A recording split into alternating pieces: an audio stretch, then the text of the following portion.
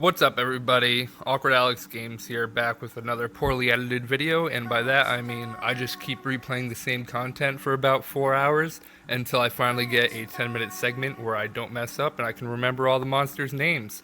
Before I get into this video, I want to give a shout out to this guy, Ulaw, that is on my friends list because I have been farming Arena quite a lot, and me and him have been hitting each other back and forth so much that he actually added me in-game. Private chat. Let's see if I can find it here. Here he is. He actually added me in game, and he's been keeping an eye on my progression. So he's an awesome guy. He added me after we farmed so much. He actually told his guild to add me as well, and I got a lot of friend reps from that, which was really important for my stage of the game for farming. I've been playing for 14 days on this account. Got a couple of 6 stars so far. Decent runes on a few things, pretty bad runes on this one, but that's just because I needed the despair. I've gotten lucky with a few summons from all the progression scroll rewards and the events recently. Sadly, I can't use Diana for a long time, but that's okay. Yeah, this is my setup so far, and here I'm going to quickly show you, before I get into my unconventional team, exactly how far I've gotten. Giants keep 10, Dragons keep 10. TOA normal 79 and TOA hard 33. I'm going to be pushing more TOA hard because I can keep climbing right now. I am stuck at TOA normal 80, but that's because it's all revenging monsters and I do not have the healing capabilities for that currently. But as you can see here, this team has carried me all the way up, and I thought I'd quickly show you before I get into anything else just how weird of a team I really am doing. Everyone else tells you, oh, fuse Beretta, oh, you need this monster, you need Vero, you need this, you need that. Honestly, I don't really think people need Vero or even Lulu, which a lot of people are like, oh, if you're not going to fuse Vero, you need to get Lulu.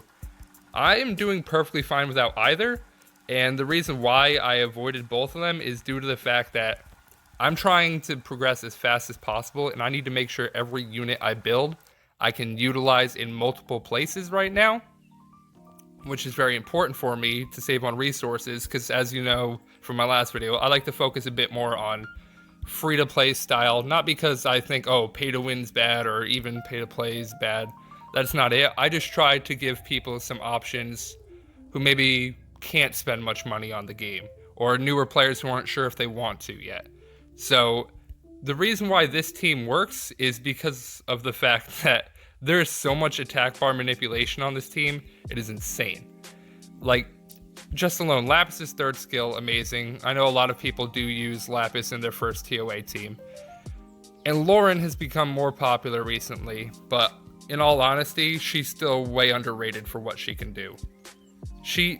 On Violent, I've gotten her to defense break an entire team on TOA. It's amazing. And her against bosses is fantastic because without her, I wouldn't be doing half the attack bar manipulation I do, because I'd be having to be cycling a lot more of Lapis' turns, which just isn't possible for the rune quality at my stage if I'm going to be keeping Lapis on Despair. But even Bella here has attack bar manipulation, even though it's a slight, not super noticeable one, just because it's mostly made for the heal. As you can see, there is a purpose for every single person on my team. I rely on the fact that my kit and units work well together to make up for the lack of runes that I have. Kind of like when people build Verd for their first DB10 team, it's because it kind of lowers the rune requirements you need because of the kit that he has, which is super helpful. So I tried to kind of push that into where can I show that in the rest of the game. And honestly, I'm much further than most people are that I know that have been playing for months. And a lot of people are surprised that, look how easy I was able to do 70. Sadly, I just can't do 80 because all those revenges, they just obliterate me right now. I also have a working GB10 team that I can auto with. Every so often it'll fail because of how many multi-hits are on the team. No big deal. I mean, I'm 14 days in. My DB10 team does work on auto. It's not 100% unless you count 100% of the time, about 70% of the time. So I don't farm that because obviously that's not a main focus for me right now, but I can manual it almost 100%, which I honestly think is impressive with the team that I have here. And even though there are some core units here that would be considered conventional, like Sigmaris and Lapis and Bella, and I guess even Lauren right now, you don't often see them all clumped together the way that they are. You often see 2 or 3 of these units together along with other units. I know a lot of the progression pushing people that have been featured on YouTube and stuff like that often bring something like a G or something like that. Granted, yeah, I'm bringing Bastet, not exactly free to play, but she just covers Megan's role except with shields. So honestly, if you just had slightly better HP on your units than I do, it negates what I gain from Bastet's shield, if that makes sense. So that's why I use her, even though it may seem like a slightly unfair advantage, but it's just so easy to make up for what she brings if you just literally farm runes a tiny bit more than what I have so far. And with how fast I'm progressing, I'm hoping to actually beat TOA hard 100 and to be able to farm reapps within 2 months of starting this account, which I know is ambitious, but I believe I have a lot of knowledge on the game. I often help people work with the units that they have.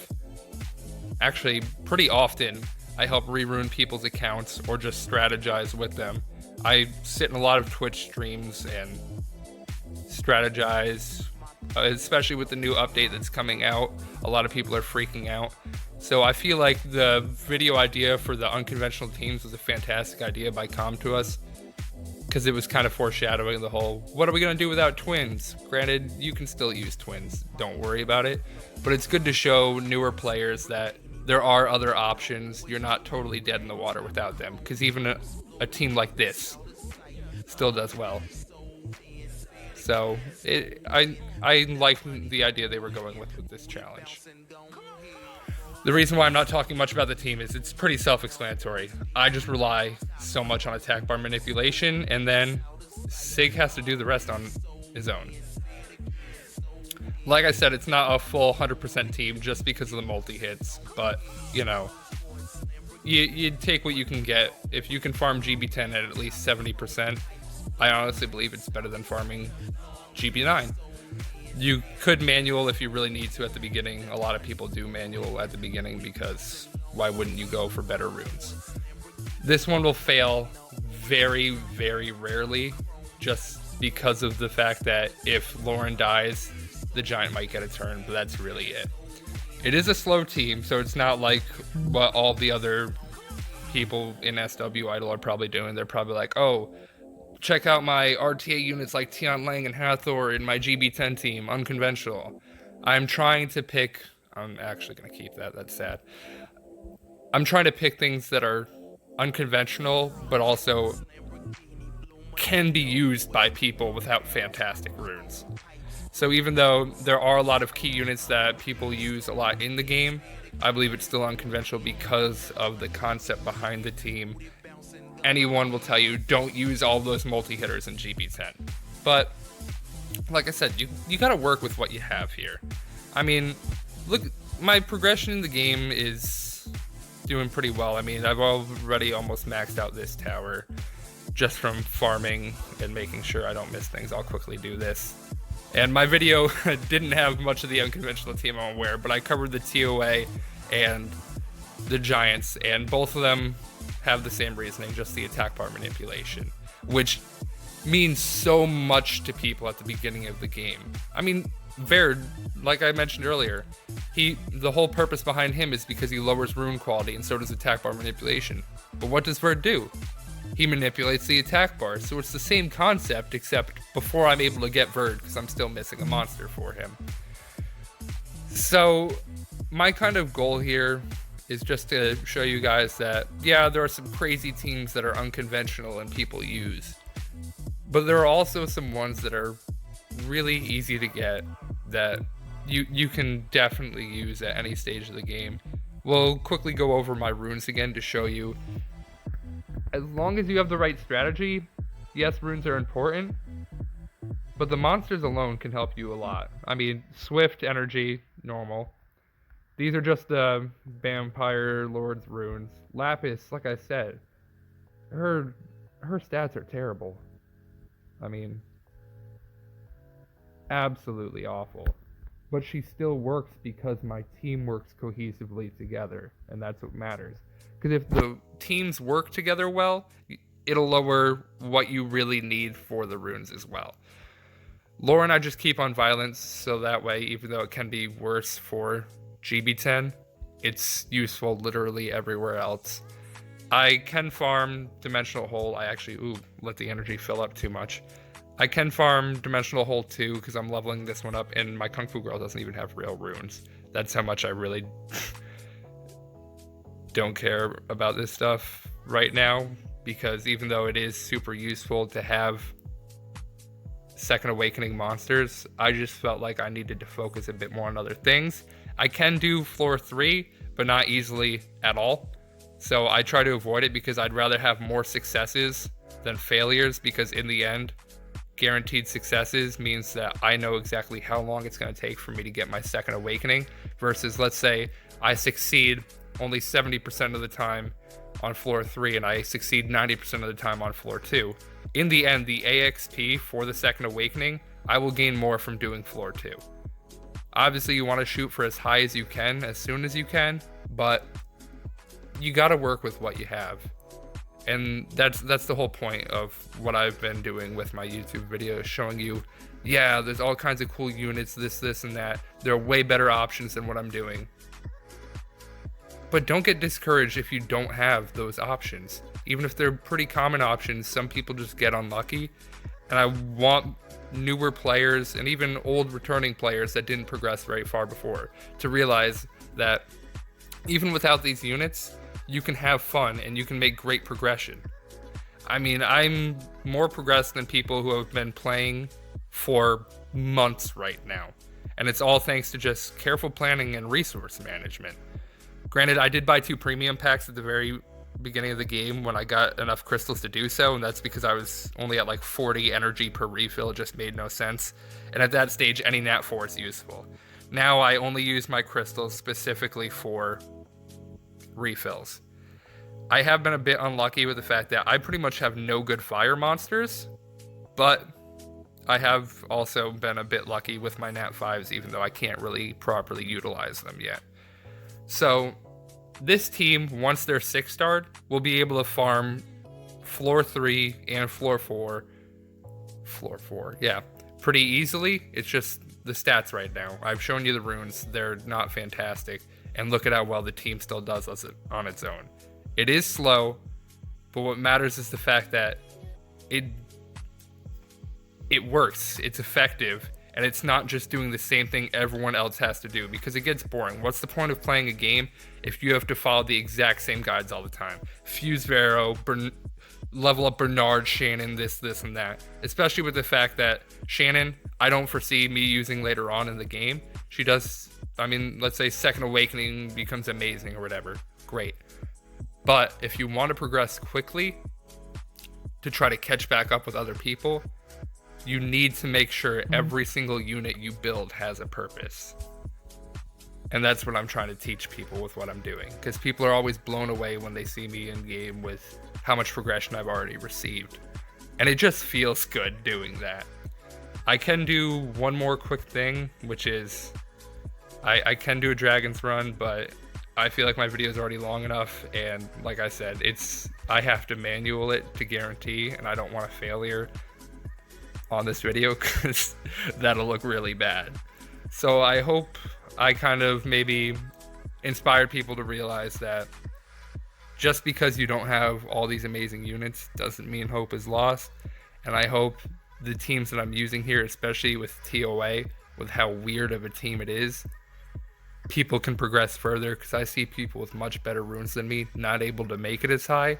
And I feel like it's because people always tell them, these are the units you need to build, but no one ever explains why. If you're just copying whatever someone else has, and you don't actually learn yourself, you're never going to properly progress. Because once you have the knowledge to do what you need to do, you can break the molds of doing all these things that they tell you to do that are honestly going to slow your progression.